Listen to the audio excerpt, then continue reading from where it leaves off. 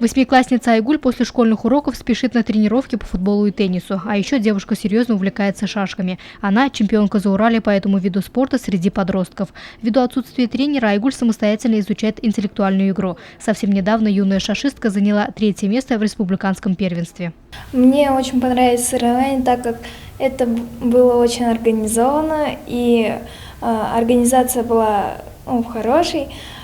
Мне пришлось играть с Осиповой Кристиной, неоднократной чемпионкой России, мира, и с Аюповой Руфиной, и с Агатой. Было очень тяжело, я сидела с ними по 2,5 часа с каждой. Они, конечно, получилось так, что они меня выиграли, но все равно само ощущение партии осталось. На соревнования Айгуль ездила с мамой. Эльвира Фаритовна тоже осталась довольна их организацией. Интеллектуальный турнир проходил в стеклянном зале, потому родители могли следить за игрой, не отвлекая детей.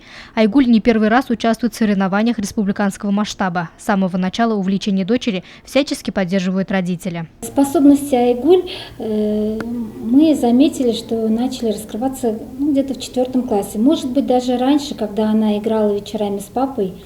И дальше нам очень повезло, что именно в этом году Шейхметов Рустам Асхатович работал у нас здесь в городе целый год, и он выявил одаренных детей, тренируясь с ними, и дальше уже начал вывозить на соревнования, и дальше начали уже результаты проявляться.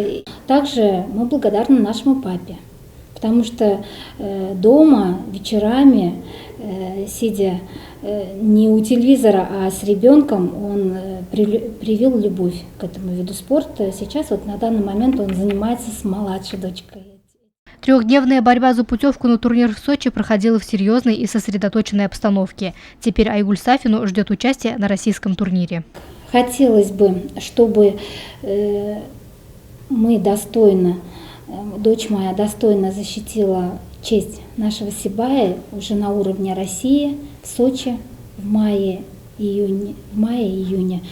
И хотелось бы обратиться к администрации местной, чтобы нам помогли, спорткомитет, чтобы материально, чтобы вопрос материальный не помешал именно участию в этом турнире.